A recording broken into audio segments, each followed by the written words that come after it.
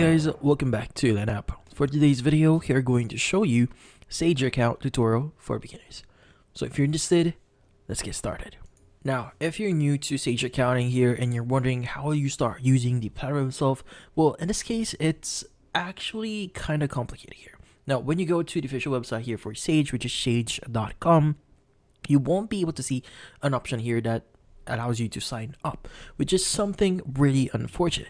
Now, in this case, you need to access a very specific link in order for you to access Sage accounting, which in this case, you need to access the following, which is going to be accounting.sage1.co.za. Now, in here, you can go ahead and start creating your account. Now, for you to create your account, you need to go to the very bottom here on the following options, and you have the sign up as user, and just click on the user option here. Now, in this case, it will redirect you to the sign up page here. And by the way, you need to verify that you're human. So go ahead and just verify that. Now, from here, they will ask you different information, like for example, your company name, product type, your country, your first name, last name, and any information regarding your company, as well as your personal information. Now, they might also ask you to verify yourself by providing some ID documentations or just proof that you're a real person. Now, in this case, you just need to follow the on-screen steps here, fill out all information, and click on the sign up option. Now, also, you need to agree to the terms and conditions here. So just click on terms and conditions to view the conditions. But in this case, you could also do a short exploration here on their website by clicking on the explore the demo company option. Now, in here, you have the capabilities to start exploring the platform without signing up. So if you want to learn about the platform first before committing, well, in this case, this is a great way for you to do this. So how do we exactly use the platform? Well, the thing with this platform here is they have different tabs that you can access. So at the very top here, we have our options. So we have the home, quick view, customers, suppliers, and a lot more. Now, let's go and first discuss the homepage. Now, homepage here allows you to visit your homepage, which in this case, usually a homepage contains different information from different aspects of your business. So in this case, when we go to home here and click on dashboard, you should be able to see immediate information that you might want to view. Now, in this case, by default, it has a sales history, to-do list, customer balance, days outstanding, banking, and a lot more. So generally, a lot of information from different tabs or different sectors of this platform. Now, in this case, the great thing about the dashboard section here is this actually allows you to manage or customize your dashboard, which is something really cool, especially if you want to see a very specific option or specific detail here. Now, when you click on dashboard option here and click on the add widget option, these allows you to actually add a widget that you might want to view. So for example, maybe I want to view the supplier balances, days outstanding, which is something I really want to monitor. Let's go and click on save.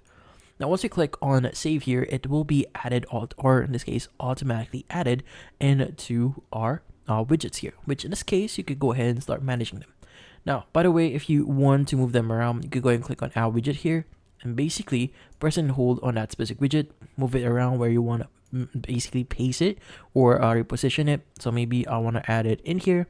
So in this case, I want to add a customer balance days outstanding next to sales history. Let's go and click on save to see what changes. As you can see, we now have our customized dashboard.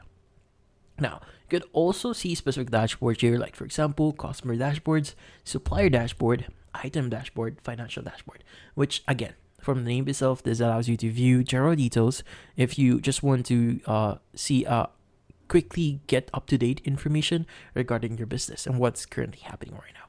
Now, we also have the quick view here, which allows you to search for specific information. Like if you choose the customers option here for quick view, this allows you to search for different customers.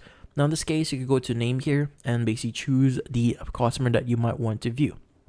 Now, this includes information regarding their recent transactions, invoices, quotes, sales order, and all the personal information that you need for the business itself. But yeah, so if you want to search quick information real quickly here, use Quick View. Now, customers allows you to manage or start managing customers. Now, it also allows you to view the list of customers here, list of sales or reps. Also have the customer categories if you want to categorize your customers. So this is how you exactly do this. As you can see right now, we have our category. You can even add new categories or import categories if you want to. Now, also have a lot of options here. So obviously the platform itself offers a lot here, and we won't be able to discuss exactly how or every tool here actually how they actually work, but I'll try my best to explain the general idea on how to start using it. Now, next is we have our supplier. Now, if you want to start managing your suppliers, adding suppliers is how you do it.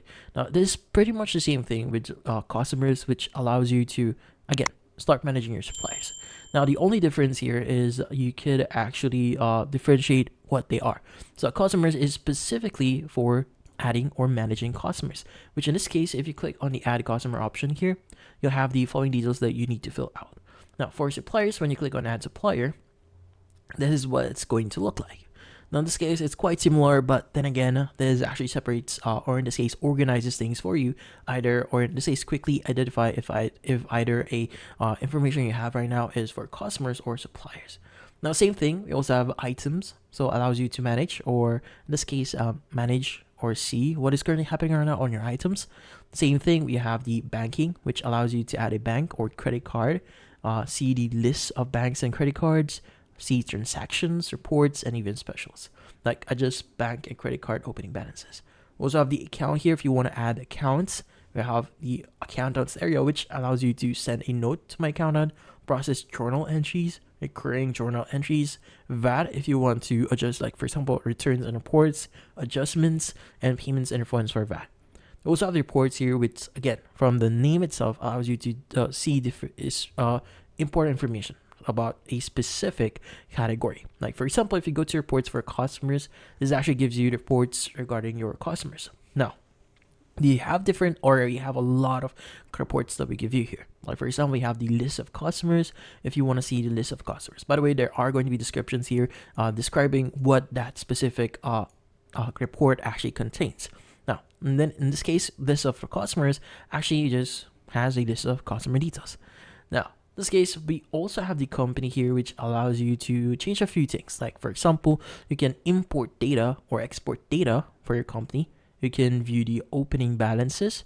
We have our budgets if you want to add budgets, or list all the budgets in budget report if you want to view them.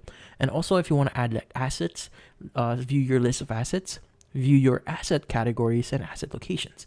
Now, same thing if you want to really customize or start managing or organizing your items like assets, it's a good idea to start using categories here.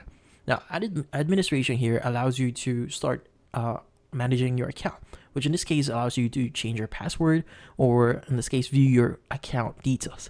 So if you click my account here, you should be able to see your account details, like for example, your current subscription, your login and contact details, and application preferences.